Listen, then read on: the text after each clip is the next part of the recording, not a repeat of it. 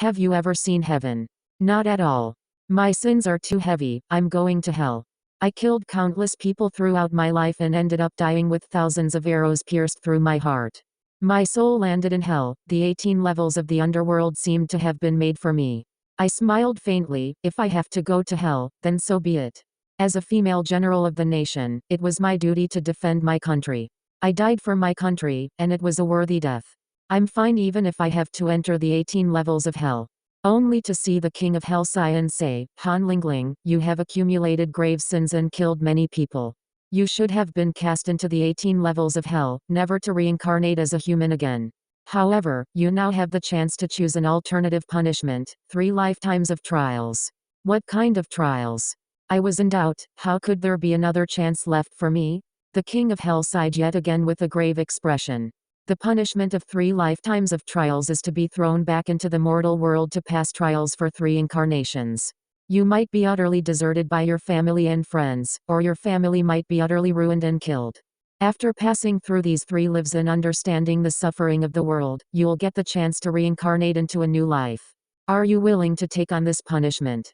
Hearing so, I hurriedly knelt and kowtowed 3 times to the king of hell, joy rising in my heart. Thank you, Your Honor. Thus I reincarnated into a normal family, an honest couple with a small child. The first few years were ordinary but full of the pains of poverty. There was barely enough plain porridge to fill our stomachs each day, yet I had a little brother to feed as well. The 4 of us sold vegetables to make a living. I called the kind and gentle woman my mother, while the cute child was my little brother. However, the years passed quickly and bandits invaded the village one day. In the blink of an eye, I was the only one left in my family.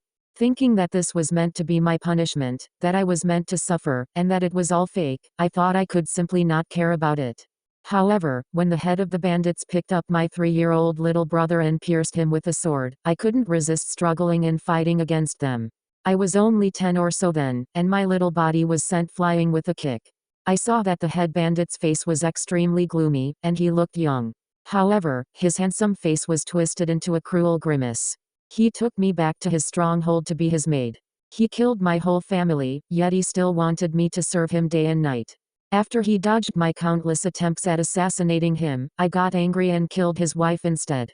In that life, my body was badly mangled, and I was on my dying breath. He took off my arms to feed the dogs, as well as my legs. I couldn't die, yet I wasn't living. My rage carried on for a lifetime, and I couldn't reconcile myself to my fate. I couldn't take revenge, I couldn't release my hatred, and I couldn't handle the pain. I knew that this was the suffering that I had to bear, but the pain I felt was real. My family was gone, and it felt so real.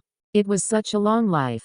I was deathly afraid of having to face that sort of suffering again, so at the age of 2, I ran away from home. I was scared that my family would get involved in my punishment since this was real life. It was close to 100 years, it all felt too real. Afraid of crowds, I stuck to my lonesome self.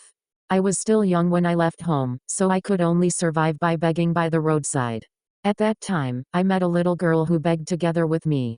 I was a reclusive loner, while she was lively and cheerful. She kept sticking to my side, saying that it was better to have a companion around. I knew that misfortune would follow wherever I went, so I kept trying to distance myself from her, to escape her. I didn't want her to get hurt because of me.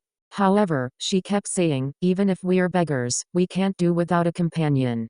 I told her that I was destined to bring misfortune to anyone around me. She then said, if I was lucky myself, I wouldn't be begging out here. I'm unlucky too.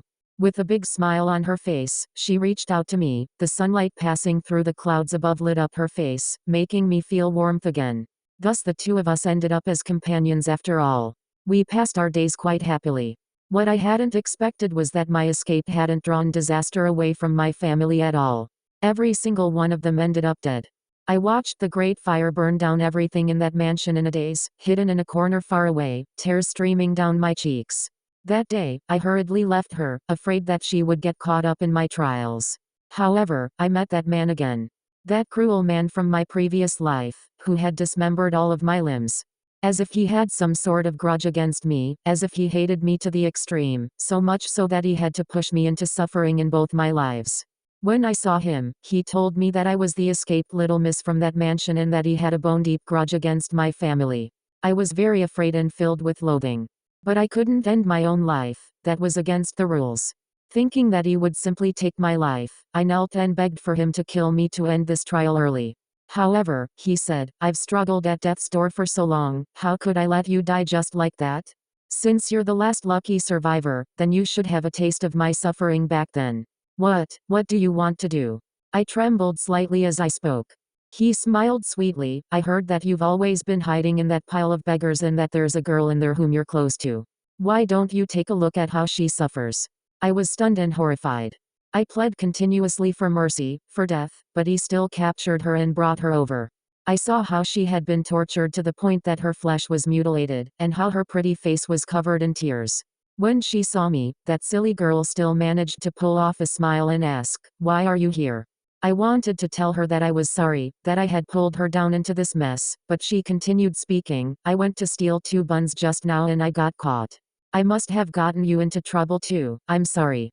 After she said so, she pulled out 2 buns, she bit into one and threw the other to my side. I saw that she hadn't even finished swallowing that bite before she stopped moving. In an instant, my tears fell. I charged at that evil man, emotions astir. Perhaps seeing that I would be difficult to deal with as long as my spirit was around, a single thrust of his sword pierced through my head. I finally made it to the 3rd life, but I wasn't allowed to continue into the next life yet. Full of suspicion, I paced back and forth near the wheel of reincarnation and questioned them endlessly.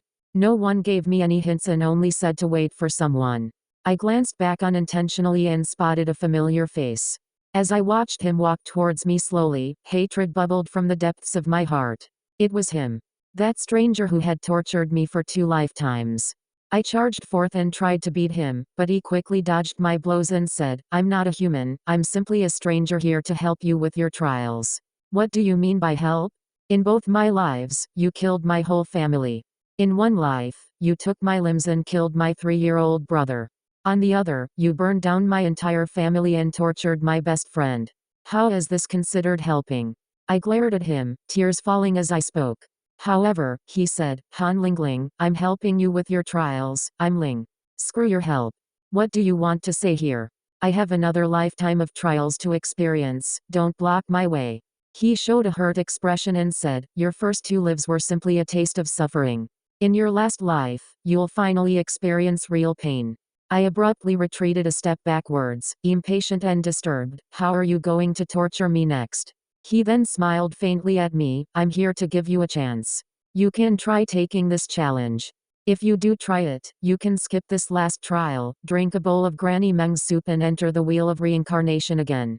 If you're not willing to try it, then you'll have to continue with your last trial. However, I have to tell you that in your last trial, you'll be sold to a brothel and you'll have to experience thousands of men." I was in a full panic in a split second. I laughed bitterly. Do I even have a choice? How do I try this challenge? Kill me, and you can skip your last trial. If you don't manage to kill me, then you'll have to continue with this last trial. He spoke slowly, and as he spoke, he tossed a dagger at my feet. That faint smile of his was like a taunt to me. I hated him to the core. I wanted to hack him to pieces and tear off all his limbs. However, when I picked up the dagger, a burst of familiarity bubbled up from my heart. Was this man just a stranger to me? Thinking back to my 3-year-old brother and my ordinary family, and that simple, kind girl, I gripped the dagger tightly. In that instant, all my hatred surged forth and I pierced him with the dagger. He didn't fight back at all. His smiling face shone like a flower in bloom. As if the dagger in my hands was made to kill ghosts and spirits, that one stab caused his spirit to fade out of existence, with a trace of bitter agony. A wind chime suddenly dropped to the ground where he had stood. I bent down to pick it up. Why did this chime look so familiar? After passing my 3 lifetimes of trials, the King of Hell told me that I could finally reincarnate into a new life. Gripping onto that wind chime in my hands, full of misgivings, I wanted to ask about that young man, but I couldn't bring myself to speak. Forget about it, I finally passed my trials and my heart was full of pain. I might as well go to Granny Meng's for that bowl of soup and forget everything that happened. I stepped onto the bridge of helplessness. However, I spotted a familiar face. That person being held by the ghost envoys, didn't he look like that young man I loved when I was still a female general? I glanced at the bowl of Granny Meng's soup in my hands, then asked Granny Meng, "Granny, why won't that young man come and drink this soup?" Granny Meng cast an eye at him and sighed. "That young man? He was the emperor of a nation. He died a little early with too much blood on his hands, so he'll likely be entering the 18 levels of hell." With a thud, the bowl in my hands dropped to the ground. I hurriedly chased after him, not even looking at where I was going in my panic. That must be his reincarnation. He must have reincarnated once or twice while I was undergoing my 3 trials. He became an emperor in this life, so he was no longer him, but in that past life, he was my fiancé. Back then, I was a female general of the nation, while he was the eldest son of the prime minister. We were engaged and got along well together. I had thought to marry him once I returned in victory, but who knew that I would end up dying on the battlefield and get separated from him just like that? I loved him so very much, and he was like my lifeblood. How could I just watch as his soul enters the 18 levels of hell, never to reincarnate as a human again? No. I just can't. I went to see the King of Hell again and asked if he could exempt that young man from the punishment of entering the 18 levels of hell. He shook his head and said no. I then asked the King of Hell how I could be exempted, while he couldn't. We had probably killed about the same number of people, right? He sighed. Your case is different. I asked again, since it's different, can I take his place in the 18 levels of hell? The King of Hell shook his head once again. You can't take his place, but you can help him. How do I help him? I asked with suspicion. Erase all memory of your existence in all of his lives. From now on, he won't remember you or recognize you. Use the beautiful memories from your previous lives and change his punishment from suffering the 18 levels of hell into 3 lifetimes of trials. In these 3 lifetimes, he won't remember you and he won't recognize you.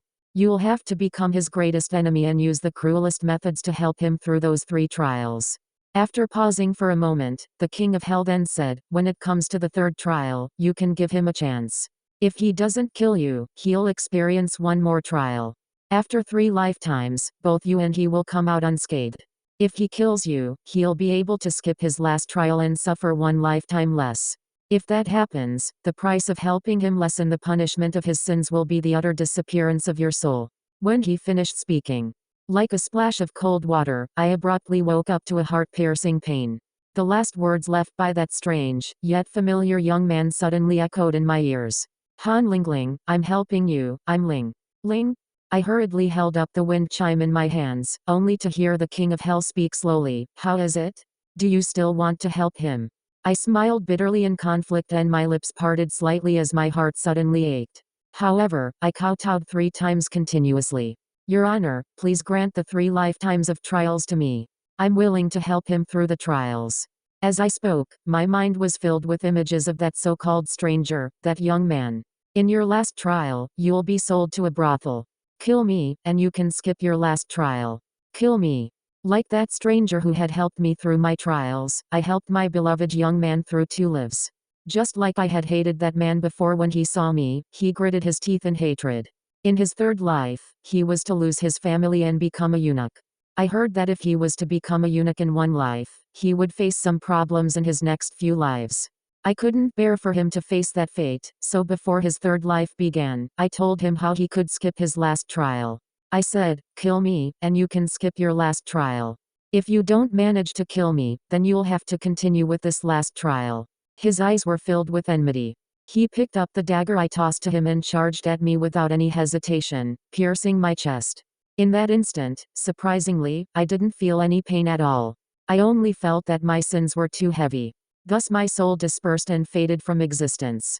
A single tear rolled down my cheek silently. The wind chime fell to the ground where I once stood. Perhaps no one could remember the time back then? That year. A little boy squatted beneath the branches of a tree and trembled as he cried. He was the 2nd son of the Prime Minister, and because he had been cowardly since birth, he was always getting bullied by others. Each time he was bullied, he would always hide here to cry in secret. A young girl found him. Comforted him. Oh? Do you have a Ling in your name too? Then do you like wind chimes?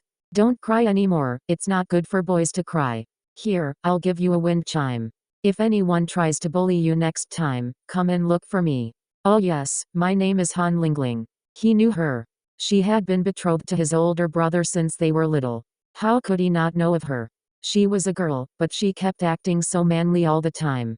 She was just a girl, but she just had to follow others and head to the battlefields. And she died just like that? She even said that she would protect him. In the end, didn't he have to protect her still? Luckily he still kept that wind chime. Luckily there was still a later. He would help her through 3 lifetimes of trials. However, in the end, everything vanished into thin air. End of story.